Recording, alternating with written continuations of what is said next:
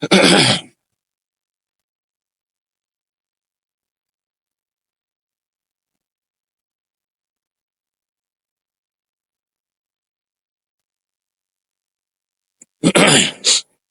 بالله من الشيطان الرجيم بسم الله الرحمن الرحيم والصلاة والسلام وبارك على سيدنا ومولانا محمد وعلى آله وصحبه والحمد لله رب العالمين ربنا زدنا علما وعملا وأدبا وفهما السلام عليكم ورحمة الله تعالى وبركاته.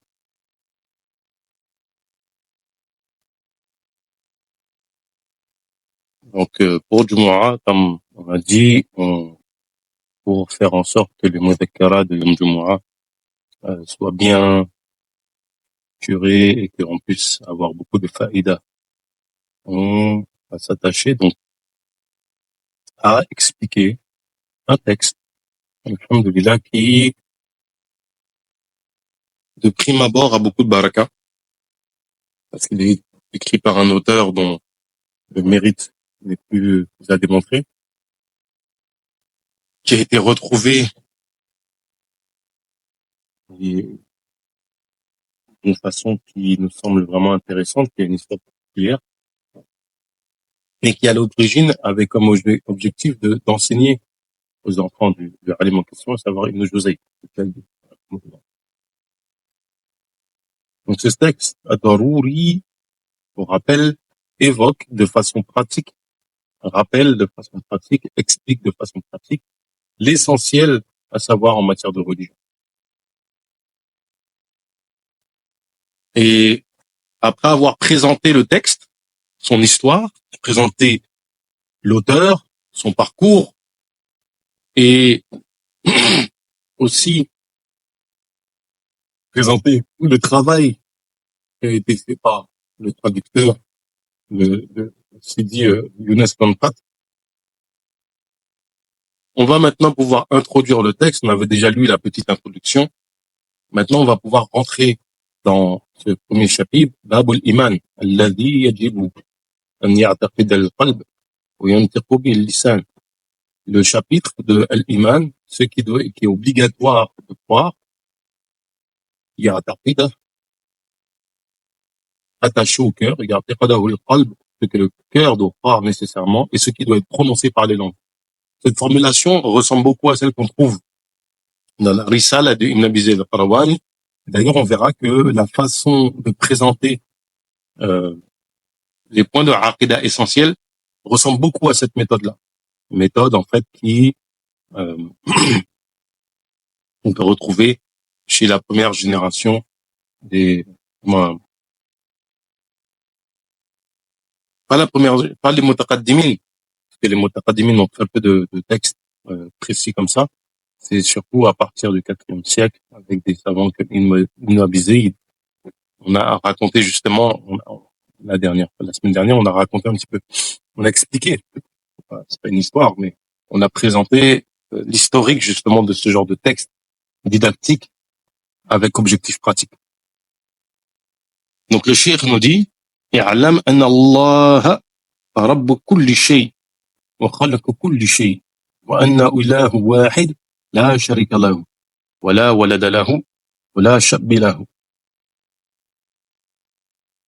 ولا شبه له وأنه سبحانه حي لا يموت وأول قبل كل شيء وهو الآخرة باقي بعد كل شيء. Première chose, le cheikh nous dit i'lam anna Allah rabb kulli shay. Sache.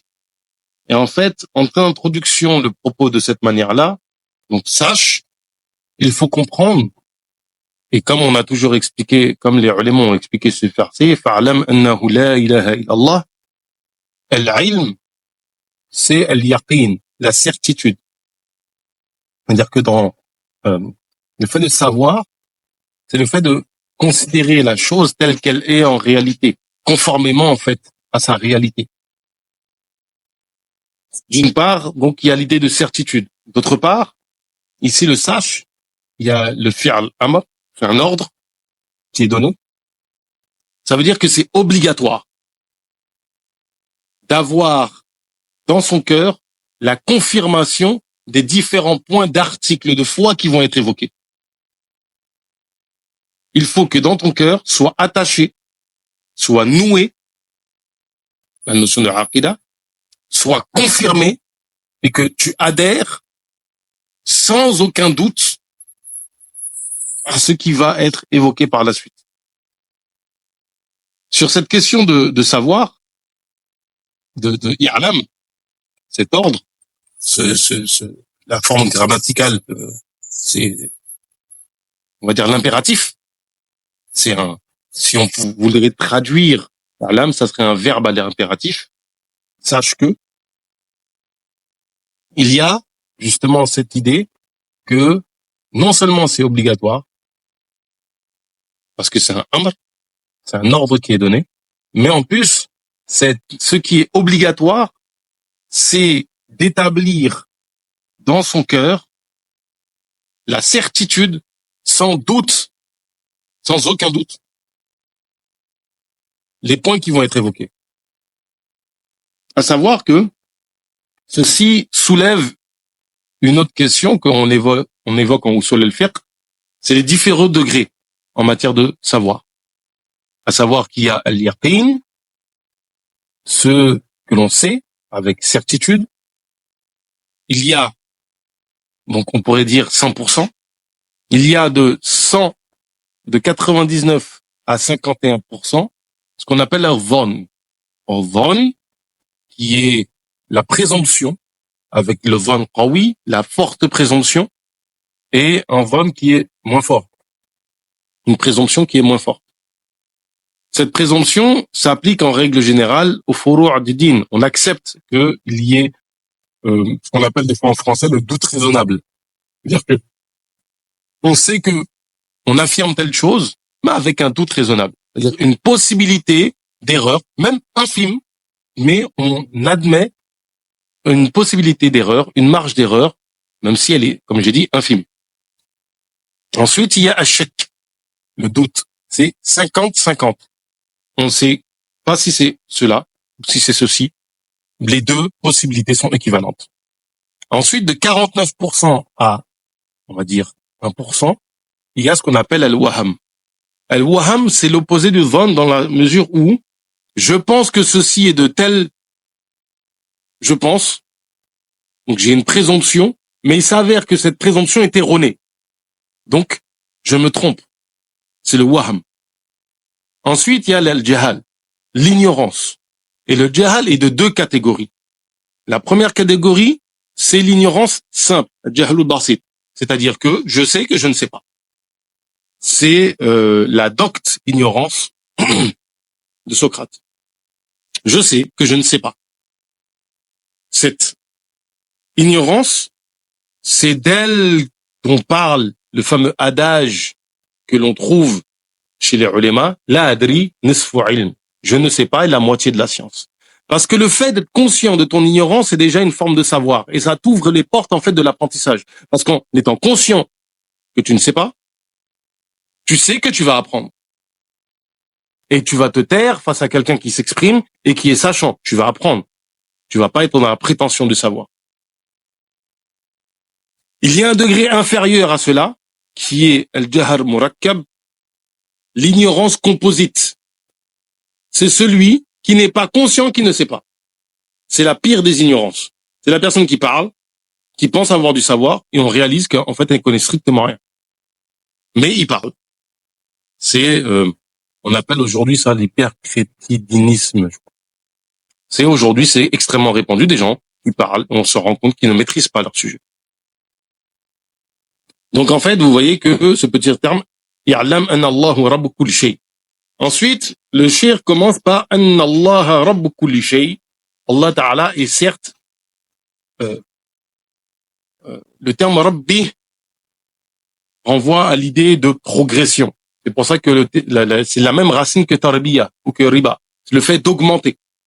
Donc en fait, le rabbi, c'est celui qui évidemment te domine, mais qui, vis-à-vis de toi, a cette dimension de t'élever, de te construire, de te bâtir. Parce qu'en fait, la notion de Rabbi, elle est liée à celui qui te donne, celui qui te crée, celui qui te façonne, celui qui te donne ton risque, etc.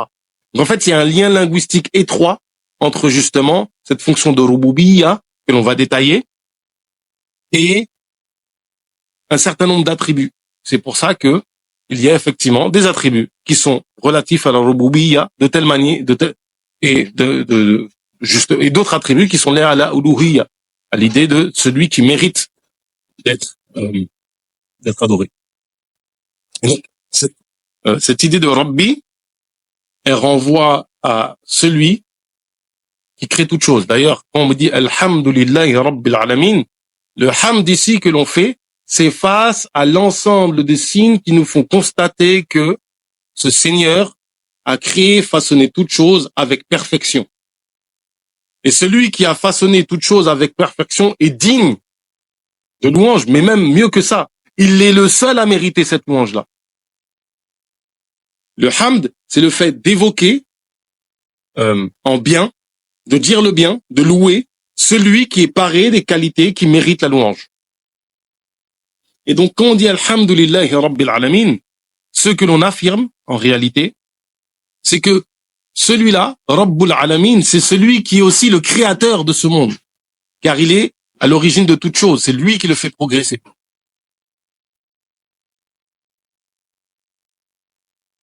Donc, il est le Seigneur de toutes choses. C'est-à-dire qu'il a prise sur toutes choses. Il possède toutes ces choses. Il a façonné toutes ces choses. À savoir que Rububiyya, les attributs de la Rububiyya sont Al-Qudra, Al-Irada, Al-Ilm, Al-Haya, Al-Wahdaniyya. Donc, la puissance, la volonté, la science, la vie et le fait qu'il soit unique. C'est pour ça que le Cheikh dit immédiatement après, il a créé toute chose. Il est seigneur de toute chose. Pourquoi? Parce qu'il a créé toute chose. Car c'est lui qui a façonné toute chose. C'est lui qui a donné à toutes ces choses-là leur forme.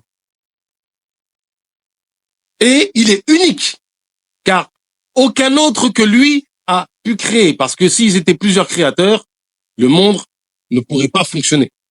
Ça, effectivement, c'est... il y a deux arguments pour cette question-là. On va pas faire beaucoup de kalam ici, on va vraiment présenter les choses de manière basique. Mais il est intéressant de voir cette argumentation sur l'unicité, la wahdaniyya d'Allah Ta'ala. Il est le seul agent, qui est le seul créateur. Et comment est-ce qu'on le prouve? C'est que s'il y avait deux créateurs, il y a deux possibilités. Soit ils sont en accord, soit ils sont en désaccord. S'ils sont en désaccord, celui qui va pouvoir exprimer sa volonté, c'est seulement lui le vrai Seigneur. L'autre n'est pas Seigneur parce qu'il a été dominé.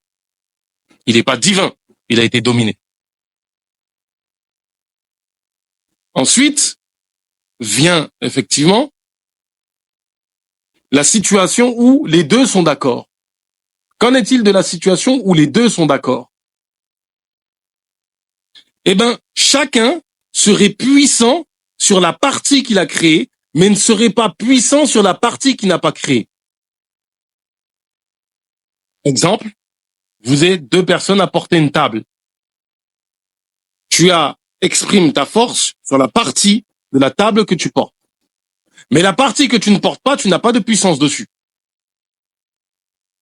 Ce qui veut dire que, de facto, tu as certes manifesté ta puissance sur une partie, mais ton absence de puissance, ton impuissance est manifeste.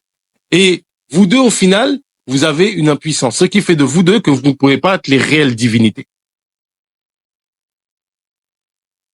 C'est un rapport plus ou moins mathématique. Si moi, je suis paré de l'impuissance, celui avec lequel je me mets en accord est aussi paré de l'impuissance. C'est l'idée.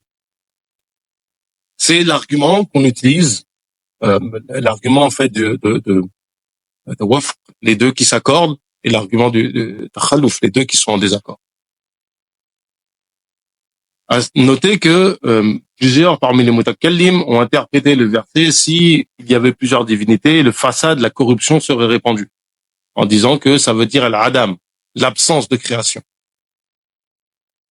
Cette interprétation sort du sens apparent du texte et il aurait suffi de se référer en fait aux mythologies, que ce soit des Grecs, que ce soit des Égyptiens ou bien encore des Asiatiques, pour voir qu'en fait lorsqu'il y a plusieurs divinités dans leur mythologie à eux, effectivement, la corruption se répand parce que les divinités se battent entre elles et créent des guerres entre les individus. وَإِنَّهُ إِلَّهٌ وَاحِدٌ لَا شَرِيكَ لَهُ وَأَنَّهُ, excusez-moi, إِلَهٌ وَاحِدٌ. Donc il est la seule divinité. Il est la seule divinité parce qu'il est d'une part le seul Rabbi, mais étant donné qu'il est le seul, qu'il est Rabbi, il mérite l'adoration. Il mérite l'adoration.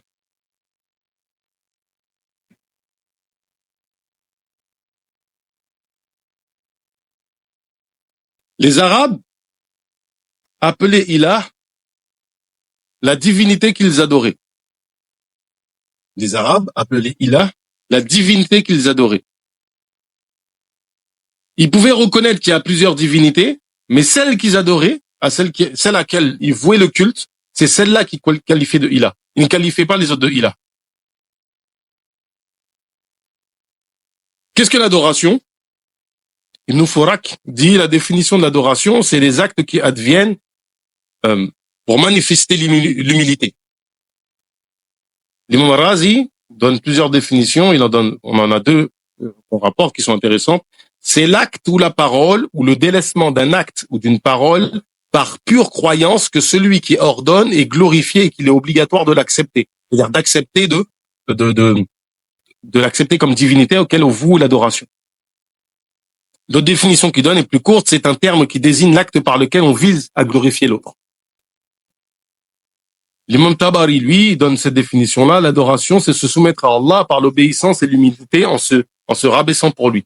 En fait, on voit très bien que dans la définition de l'adoration, il y a cette idée qu'il y a une aqidah. C'est-à-dire que l'acte que l'on fait est lié à une croyance. Une croyance que celui qui est adoré mérite cette adoration pour des qualités qui lui sont intrinsèques. Ainsi,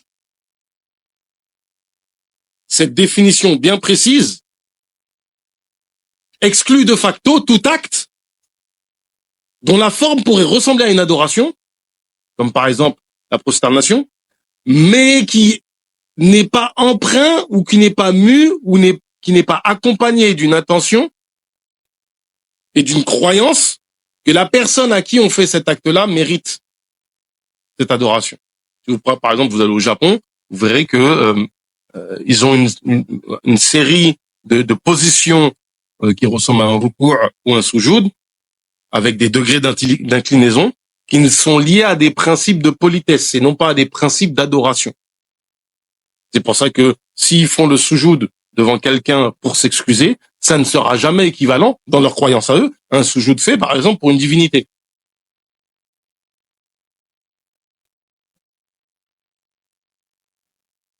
Il est intéressant de rappeler que le Cheikh al-Khadim, radiyallahu anhu, Cheikh Ahmed Bamba, dit, lorsqu'on lui a posé la question sur la différence entre l'ada ou l'ibada, entre les mœurs, les habitudes et les adorations, il a dit que la personne qui pose la question, elle le sait par le fait que ce qui est loué dans la charia, dans la législation, ne fait pas partie des ada, des habitudes, mais plutôt des adorations. Et l'adoration est ordonnée par elle et non interdite. Donc la législation ordonne, demande que ça soit obligatoire ou recommandé, et non, elle n'interdit les adorations.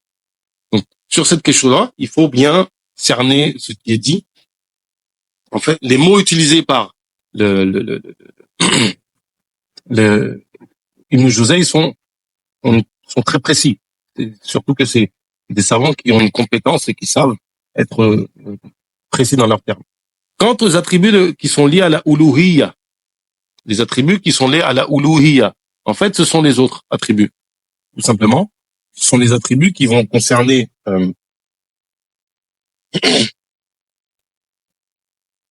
qui vont renvoyer à l'adoration. Et on a parmi eux un sifa, al-wujud, le fait qu'effectivement c'est un être qui existe, qui est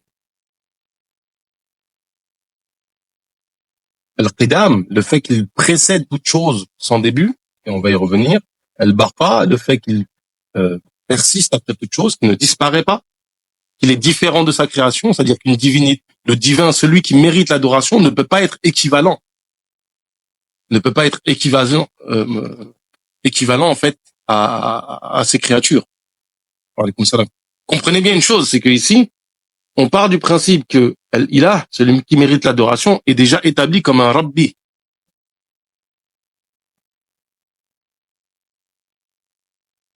Et il est Qaimu bi nafsihi. Il se maintient par lui-même. Il n'a pas besoin de spécifiant, il n'a pas besoin d'endroit pour exister. Et il est voyant, il est parlant, évidemment, il est voyant, parlant et entendant.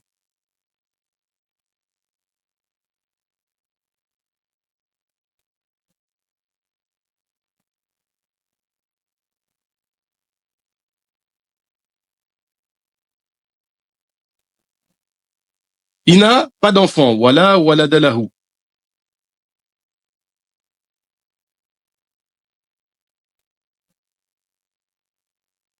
Il n'a pas d'enfant. Ici, en affirmant qu'il n'a pas d'enfant et qu'il n'a pas d'équivalent, en affirmant qu'il n'a pas d'enfant et qu'il n'a pas d'équivalent, euh, on rejette en fait toute fausse croyance, notamment celle des chrétiens.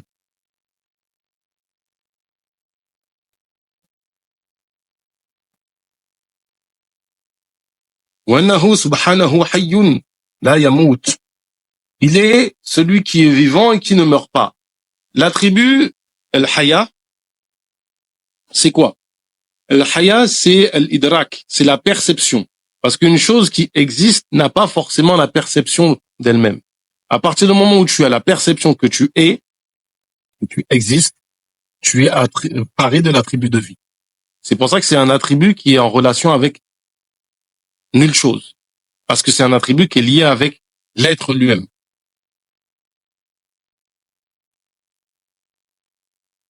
Il est wa awwalu qabla kulli shay. Il est premier, celui qui précède toute chose. Wa awwalu wa akhiru. Et ça, c'est al-qidam bila ibtida. Il est le premier sans début. Wa akhiru al-baqi ba'da kulli shay. Il est le dernier sans fin. C'est-à-dire que seul lui persiste. كل من عليها فان ويبقى وجه ربك ذو الجلال والإكرام. Toute chose est évanescente. Ne serait-ce que, même si ce n'est pas le cas, qu'elles disparaissent, elles peuvent possiblement disparaître du fait qu'elles ont un début. Par exemple, l'enfer et le paradis ont un début, ils vont rester éternels. C'est-à-dire qu'ils vont pas disparaître parce que Allah Ta'ala ne les fait pas disparaître. Mais, ils peuvent disparaître du fait qu'ils ont un début.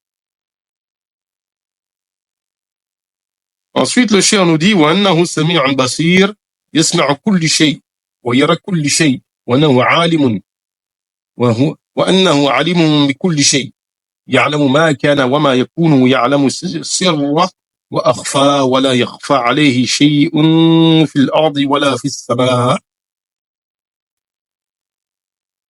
Il est voyant et voyant. Donc il a l'ouïe, وَهُوَ السَّمِيعُ الْبَصِيرُ, il est voyant. Et voyant, c'est-à-dire qu'il est audient, il entend, et il est voyant. L'ouïe et les attributs de Sam'a wal Basar sont des modes par lesquels se dévoilent les choses à Allah Ta'ala.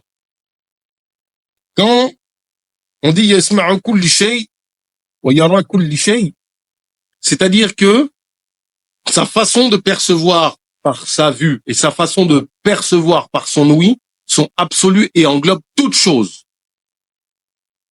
Nous, par exemple, nous entendons les sons. Une chose, faut qu'elle ait un son pour que l'on puisse capter avec nos conduits auditifs. Allah Ta'ala entend les idées, entend les formes, entend toute chose créée avec ses qualités, avec ce qu'on appelle les a'rad, en matière de philosophie, c'est-à-dire ses accidents, les attributs des corps. Il entend les endroits. C'est-à-dire que ce n'est pas seulement les sons qui lui sont perceptibles. De la même manière que il voit les concepts, il voit les idées. Se dévoile à Allah Ta'ala toute chose c'est-à-dire que il y a le ilm, le fait qu'Allah Ta'ala soit sachant, mais sur toutes les choses qui sont créées, le mode de connaissance d'Allah Ta'ala par le biais de son ouïe et de son de sa vision est absolu. Toute chose est dévoilée, toute connaissance est dévoilée. Ce sont deux modes de connaissance d'Allah Ta'ala qui lui sont propres et qui se manifestent dans l'absolu. Ainsi, il connaît toute chose. Il connaît toute chose et rien ne lui échappe de ce qui est secret, de ce qui est caché, subtil. Et rien ne peut se cacher, que ça soit sur terre ou dans les cieux.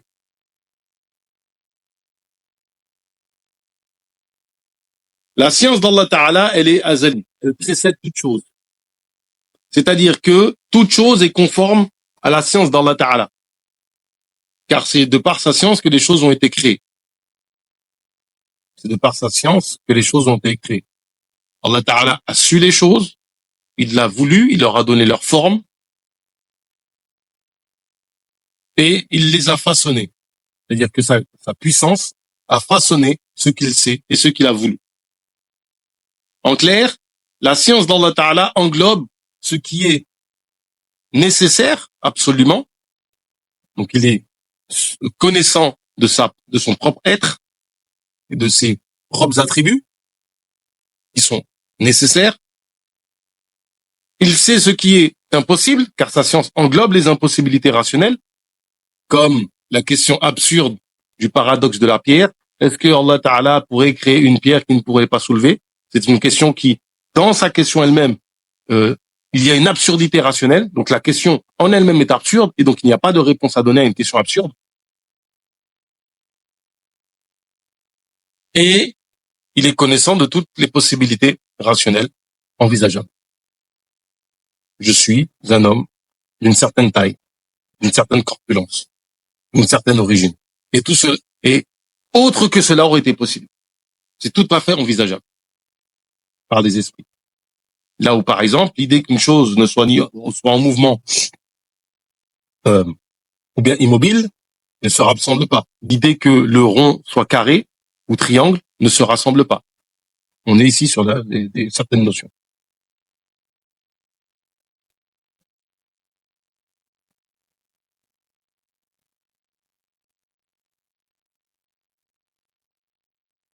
La puissance va faire rentrer en existence, va faire apparaître ce qui a été déterminé par la volonté divine. À savoir, la volonté divine, c'est le fait de façonner, de déterminer.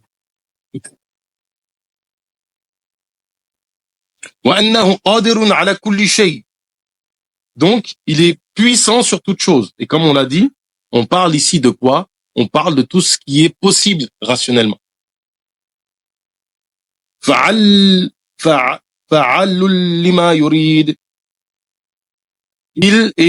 fait ce qu'il veut, c'est-à-dire qu'il n'est contraint en rien. S'il veut, il peut punir l'obéissant, et s'il veut, il peut récompenser le désobéissant. Et il est seul agent. Allah Ta'ala est le seul agent. Il n'y a que lui qui façonne et qui crée les choses. C'est-à-dire que la cause, lorsqu'on voit une cause et que s'ensuit une conséquence, il faut savoir qu'Allah Ta'ala crée la cause et crée la conséquence. Et ce que l'on constate, c'est un rapport d'habitude entre les deux. Mais en aucun cas, la cause génère la conséquence intrinsèquement.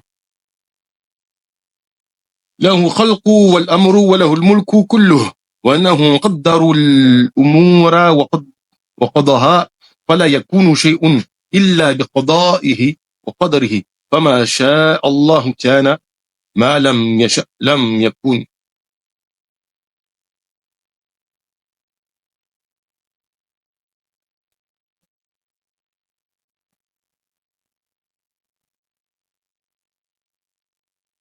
C'est lui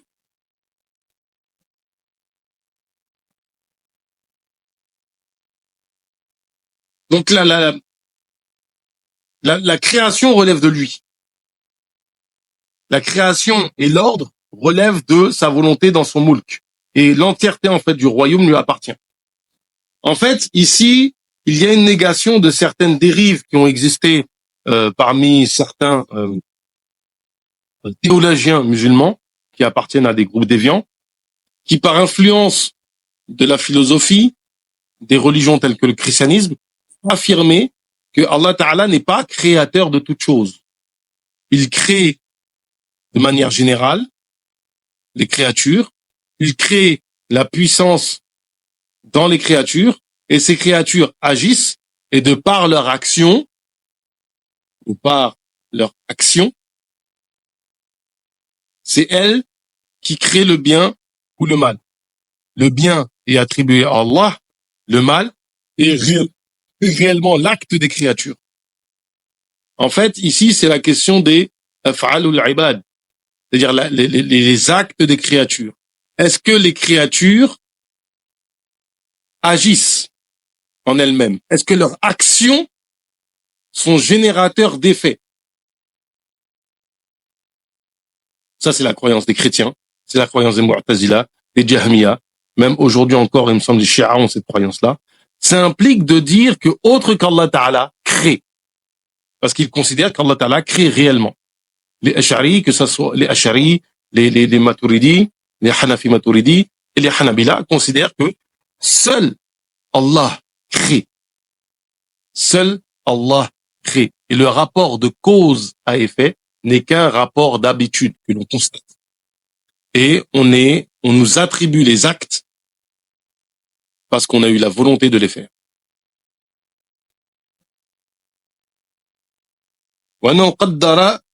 وأنه قدر الأمور وقضاها. Donc il a déterminé les choses et les exécute.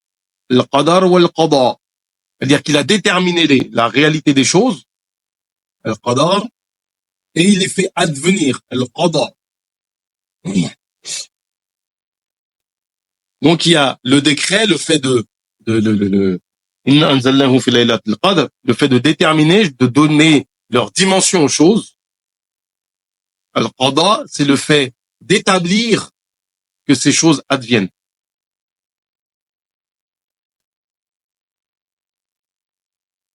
Rien n'advient, fala yakunu shay'un illa biqada'ihi wa qadrihi. Rien n'arrive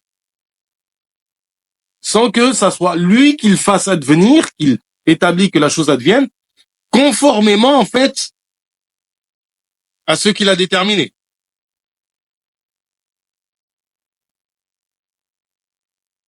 Ainsi, comme Allahu kana, ce que Allah Ta'ala veut advient. Walam yasha lam yakun. Et ce qui ne veut pas n'advient pas. Kullu ni'matin minhu fadl. Toute ni'ma, tout bienfait qui vient de lui n'est pure fadl. C'est-à-dire que, contrairement à ce que disent les Mu'tazila, justement, il n'a pas d'obligation de faire quoi que ce soit. C'est Allah Ta'ala et ce n'est que pure faveur de sa part, ce qui advient. Il n'a pas d'obligation de faire le meilleur.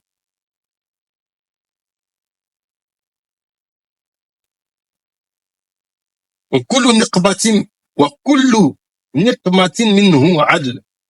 toute affliction, tout mal qui vient de lui n'est que pure justice.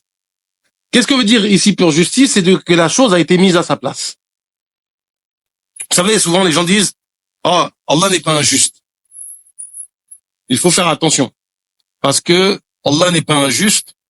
Nous, quand on parle de la justice divine, c'est-à-dire que la chose a été mise à la place qu'il convient d'être mise. C'est ça la justice divine.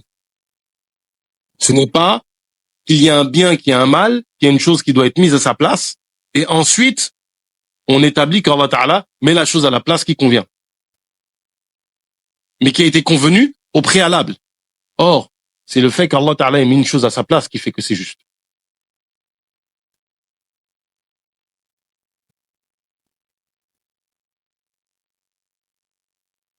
La yus'alu amma yaf'al. On ne lui demande, on ne le questionne pas. Wahum yus'aloun. Les gens seront questionnés.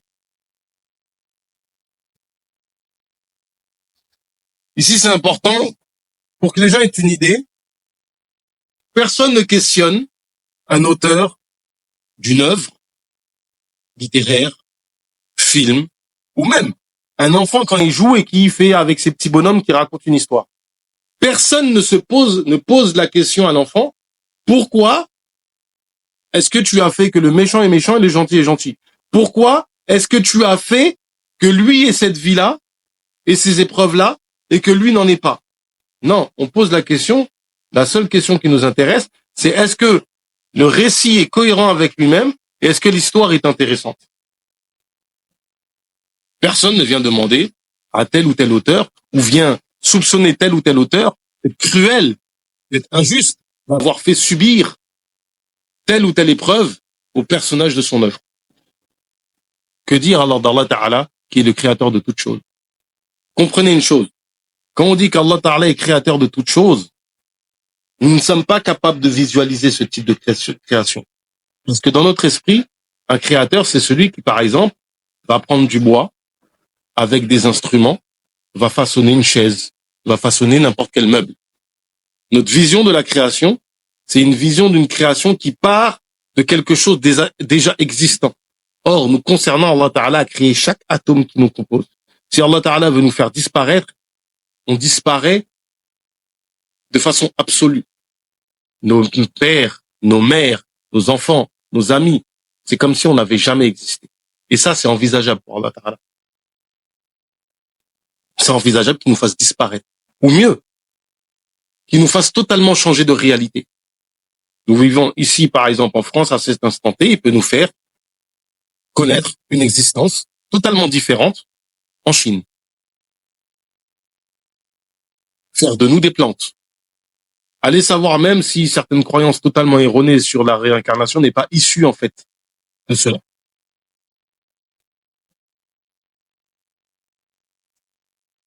Donc il faut bien, quand on médite sur le fait qu'Allah Ta'ala est créateur de toutes choses, il faut bien comprendre que Allah Ta'ala façonne à partir de strictement rien.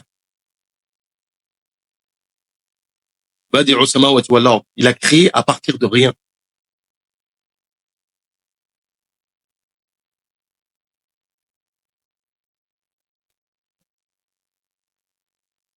Donc comment peut-on se permettre de le questionner?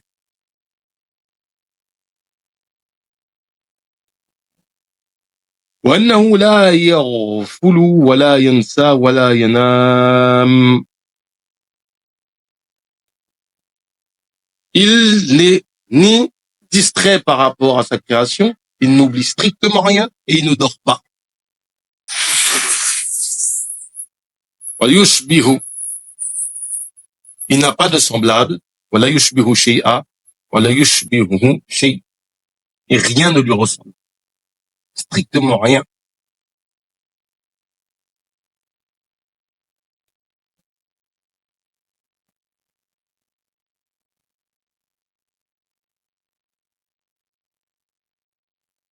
ولا يليق به نقص ولا عيب.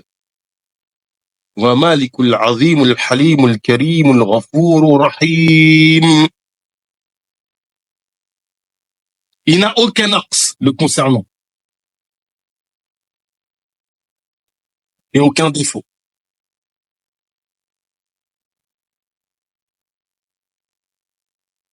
Ici, on parle de ce qui pourrait le rabaisser par rapport à sa réalité de Seigneur et de divinité, par rapport à tous les attributs qui viennent d'être évoqués. Il est Al-Malik, le roi, celui qui a la suzeraineté sur toute chose, et il est le seul réel roi. Toute autre personne qui s'appelle roi, ce n'est que de manière figurée par rapport à ce qu'il est Allah Ta'ala, car Allah Ta'ala possède réellement toute chose. Il est roi réellement sur toute chose. Et toute personne en dehors de lui n'est pas réellement roi. Ils ne sont rois que parce qu'Allah Ta'ala a permis qu'on les appelle rois. Al-Azim. Al-Azim, c'est ce qui est tel qu'il mérite la vénération absolue, dans une forme intensive. C'est-à-dire que le ta'zim, c'est le fait de donner de l'importance à une chose, de vénérer une chose. Al-azim, c'est ce qui en soi justement est vénérable de fait de son importance, sa grandeur, s'il vous plaît. Al-halim, Al-halim, c'est celui qui peut te punir, mais qui te laisse. Pour tous les manquements des humains, il y a depuis que le monde a été créé et que les humains sont sur terre, il aurait pu nous punir 1000 fois. Et il nous laisse. C'est ça Al-halim. Al-hilm, c'est cette douceur. Le fait de dire, c'est le Al-karim, c'est cette noblesse. Mais il faut comprendre que chez les Arabes, l'une des valeurs cardinales de la noblesse, c'est la générosité. Une des valeurs cardinales de la noblesse, c'est la générosité. Al-Ghafour, c'est celui qui couvre nos péchés, qui couvre nos erreurs, qui fait en sorte que nos ibadah soient, du moins que nos péchés soient couverts au regard des gens, de même que il pardonne nos fautes, c'est-à-dire qu'il les couvre.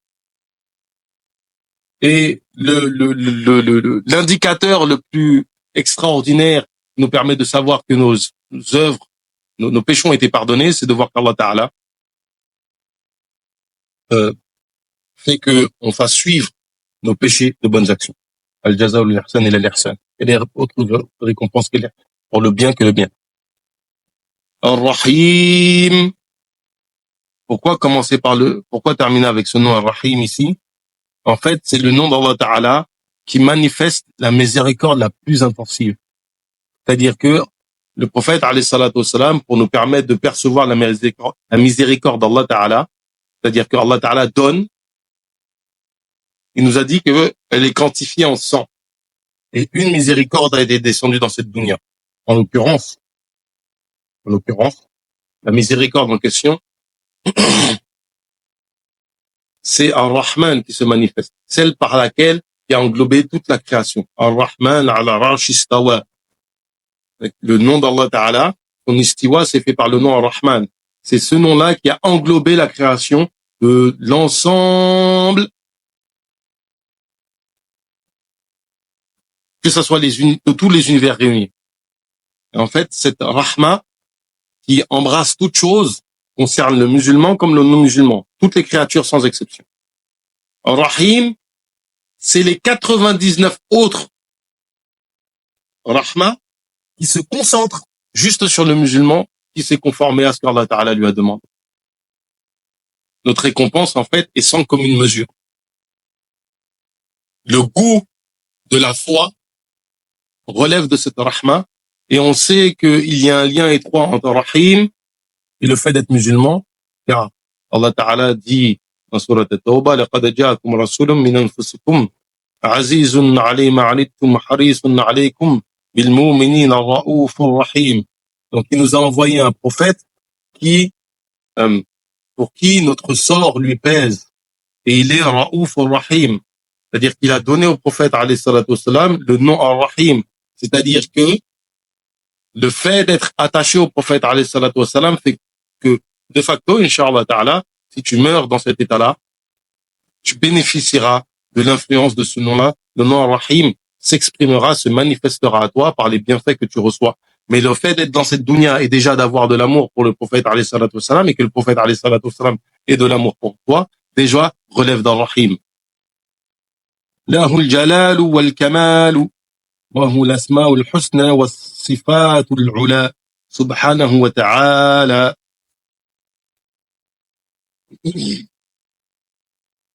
Et on termine avec les attributs divins lorsque le cheikh nous dit il est al-jalal wal-kamal.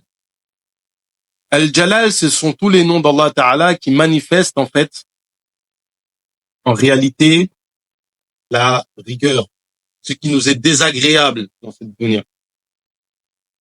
Son pendant, c'est Al-Jamal, c'est la beauté. Le nom Al-Jamal qui manifeste la beauté, la douceur. Donc les attributs d'Allah Ta'ala sont séparés en deux grandes catégories. Ça, c'est la vision plus des soufis. Et les attributs de Jalal sont les attributs, justement, qui manifestent ce qui est désagréable dans le cheminement spirituel, dans la tarbiyah, etc. Et, en fait, les attributs de Jalal, on va au Jamal, à la douceur. C'est-à-dire que ce qui nous est désagréable doit nous devenir agréable pour nos personnes. Et de là, on en arrive à Al-Kamal. Al-Kamal, cette idée de perfection. C'est-à-dire que on a accordé les deux dimensions. On a réuni les deux opposés. Al-Ittihad ad-Dad. C'est pour ça qu'en réalité, le tasawwuf est du tawhid pratique. D'ailleurs, la conclusion ici revient en fait à une dimension spirituelle soufie. Al-Jalal wal-Kamal. Tous les meilleurs noms sont à lui. Et les caractéristiques les plus élevées. Subhanahu wa ta'ala. En fait, al-tasbih, c'est le fait de faire le tanzih. C'est exempter Allah Ta'ala de tout type de défaut, de tout type de manquement. De le considérer dans sa dimension la plus extraordinaire. C'est pour ça que, comme de l'île Shurul Khadim, dans une explication du tartib, en fait, entre les baqiyat ou salihat, on dit après la prière, on commence par le tasbih, subhanallah. Ensuite, alhamdulillah, on termine par Allahu Akbar. Subhanallah, c'est pour faire le tanzih. C'est exempter Allah Ta'ala de toutes les qualités qui sont les plus, qui pourraient le rabaisser. En fait, c'est ce qu'on fait, c'est ce qu'on appelle les sifat salbiya. C'est affirmer au sujet d'Allah Ta'ala en fait, c'est les sifat salbiya, en réalité, c'est la description du zat d'Allah Ta'ala. Les 5 qui sont évoqués dans Surat Al-Ikhlas. Il est unique, il n'a pas de début, il n'a pas de fin, différent de sa création, il n'a besoin de rien. Ce sont les sifat salbiya. Donc ces sifat salbiya, lorsqu'on les affirme, on nie que Allah Ta'ala puisse être paré de quelque chose qui le diminue dans sa divinité, dans sa seigneurie. Ensuite, alhamdulillah, c'est le fait de faire les éloges d'Allah Ta'ala au vu des caractères, des attributs, des caractéristiques qu'il manifeste sur les autres qui méritent la louange. Donc ça va être les sifat ma'ani. Ce sont les attributs zaïda qui rajoutent une définition à l'essence. Alhamdulillah. Allahu Akbar, c'est justement cette kamaliya, c'est le fait d'affirmer que Allah Ta'ala est supérieur à toute chose. Quand on dit Allahu Akbar, c'est comme si notre cœur, à ce moment-là, il n'y a plus que Allah Ta'ala qui peut être présent. C'est pour ça que lorsque l'on prie, par exemple, regardez que lorsque vous changez de position dans la prière, même si vous êtes déconcentré et que vous faites le takbir pour changer de position, à ce moment-là, c'est comme si vous revenez dans la prière. C'est-à-dire que vous êtes conscient de ce que vous faites, de la grandeur divine. Et ceci juste par le fait de l'exprimer correctement. Allahu Akbar. سبحانك اللهم وبحمدك أشهد أن لا إله إلا أنت واستغفرك وأتوب إليك وصلي وسلم وبارك على سيدنا ومولانا محمد وعلى آله وأصحابه والحمد لله رب العالمين. السلام عليكم ورحمة الله تعالى وبركاته.